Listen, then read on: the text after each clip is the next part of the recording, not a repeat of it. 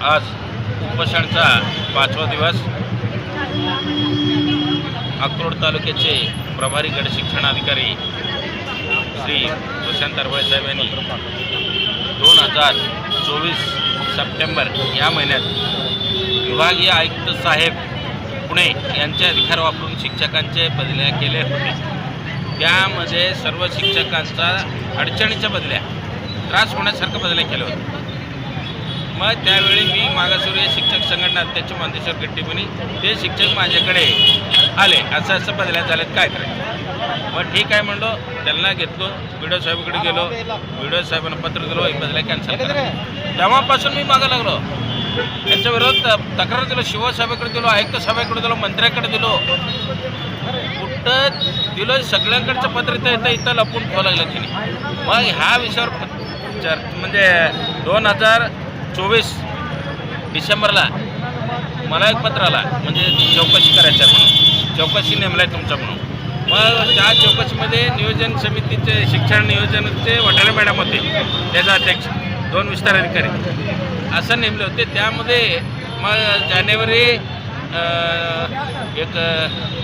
डिसेंबर 27 तारखेला नेमले 24चा 16 जानेवारी 2025ला त्याचा अहवाल मुख्य कार्यकारी अधिकारी यांना पाठवले, वठारे मॅडम।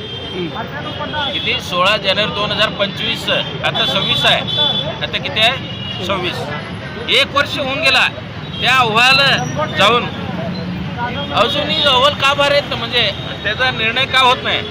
निर्णय व्हायला पाहिजे ना, का ठेवावं लागलं तुम्ही? ते एकदा सह्या केलं आहे साहेब, मी पाहिलो, आणि आमचं मागासवर्गीय मीटिंगमध्ये आम्ही विचारल्यानंतर त्यांनी म्हणला कारवाई केलो, मी केलं म्हणलेलं फाईल काय येत नाही बाहेर। आणि परत त्या उपमुख्य कार्यकारी अधिकारीपर्यंत फाईल आलता, ऑफलाईन आणि ऑनलाईन दोन्ही, तिथून परत जातो आहे फाईल। तुम्ही तिथं जाऊन विचारा, म्हणजे आलं कधी, परत तिकडे रिटर्न पाठवलं कधी, का बरं हे असं करून त्या जे विभागीय आयुक्तांचा अधिकार वापरलेले जे अधिकारी आहे प्रशांत अरवळे साहेब यांनी, त्यांना पाठीशी का घाला? त्याने पाठीशी घालणं बरोबर नाही ना, चूक केलं त्यांच्यावर कारवाई व्हायला पाहिजे। म्हणून 2 वर्षापासून मी लढतोय लढा। आता 4-5 वेळा मी ही केलो आहे आंदोलन, ते अजूनही त्यांच्यावर निर्णय घेत नाही आहे। म्हणून आता मी इथं उपोषणाला बसलेलो आहे, त्यांच्यावर कारवाई होईपर्यंत उठणार नाही। आणि शिक्षकांना लय मानसिक छळ चालू आहे अक्रोडला। शाळेत जायचं, गॅसबुक पासबुक घेऊन जायचं, तिथं नोंद ठेवायचं नाही, काय नाही। त्या शिक्षण फोन येतो आहे मला, मग शेरा बुक असतो एक एवढा, शाळेत काय चाललं आहे काय नाही लिहायचं। हो, एवढं कागद लिहायचं होत नाही तुम्हाला तिथं, मग शेरा बुक काय घेऊन जाता?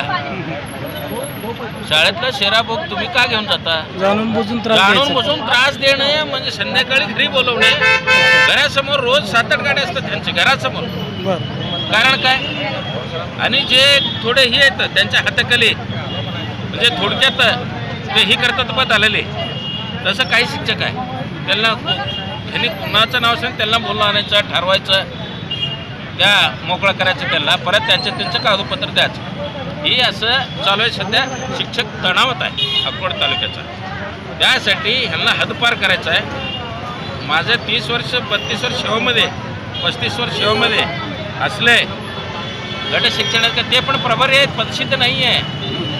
मग पुढं भविष्यात त्यांचं सर्व्हिस संपेपर्यंत किती शिक्षकांना त्रास दिले नाही, काय ही नाही। त्यासाठी यांचा